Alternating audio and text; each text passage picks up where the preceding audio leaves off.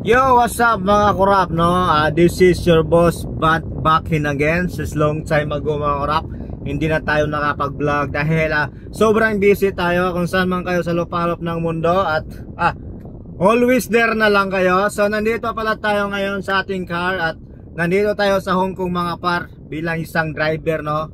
Dahil ngayong araw na to magsusundo tayo sa alaga ko. So bakit nandito tayo habang nagdadrive at meron tayong vlog ang ginagawang shoot video? Dahil nga mga par, no, at gusto ko lang sabihin sa inyo kung paano lang naman, no, kumuha ng mga bagong sistema ng ngayon dito sa Hong Kong. Marami na kasing ngayon par na pwede ka nang pumunta ng Hong Kong para kumuha ng lisensya kahit wala kang amo. So I give you some fucking tip mga kurap, no? Tips mga kurap na paano ka lang makapunta dito at makakuha ka ng lisensya, no? Number 1 gawin mong mga kurap, no? Kung may kamag-anak ka, kapatid, kakilala, trust friend, no? Yung tunay mong kaibigan, yung tutulungan ka dito sa Hong Kong, no? Wala ka nang ibang gawin, ipadala mo na yung passport mo at pwede ka nang kumuha, ipasirox mo lang yung yan, papasirox mo, ipapadala dito at pwede ka nang kumuha ng lisensya mo, ng written exam, no? Tapos yung gawin mo, ang gawin ng kakilala mo o kamag-anak mo, ipagagamit mo lang yung yung address, yung proof of address, gamitin yung pangalan niya, no? At meron siyang authorized noon para makuha yung proof of address, no? Para maka-apply ka ng written exam dito sa Hong Kong. So, napaka-basic na ngayon mga kurap, madali na ngayon, no? So, pagkatapos niyan, what if, no? What if nabigyan ka ng written test exam, no? So ngayon, pupunta ka dito sa Hong Kong. Meron ka mang 14 days bilang isang tourist. So pag meron kang 14 days, may libro dito, babasahin mo yan.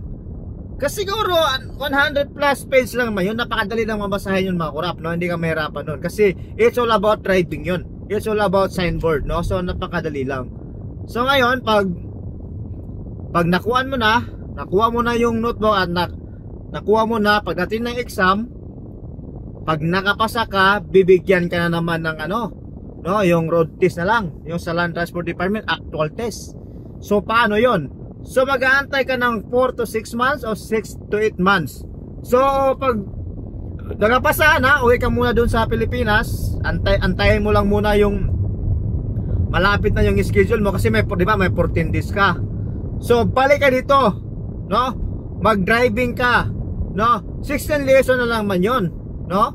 Kung sa baga 8 days lang yun, 8 days lang yung 16 lesson na yun, kaya mo na kunin yun. So ngayon pag nakapasa ka na, bibigyan ka nila ng 1 week working days para makuha yung probationary mo. At yan ang good news, no? Pag nakuha mo na yung probationary mo mga kurap, pwede ka nang mag-apply sa Hong Kong, no? Bagong first timer na driver.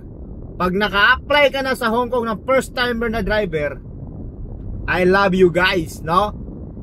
Pwede ka na magmaneho with P license, no? Pero mag-ingat ka lang kasi P license ka pa. Pero alam ng mga driver yon.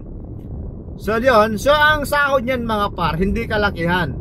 Pero mas malaki pa yan sa helper, yung bagong kang bago kang salta sa Hong Kong. Kasi ngayon is 5,100.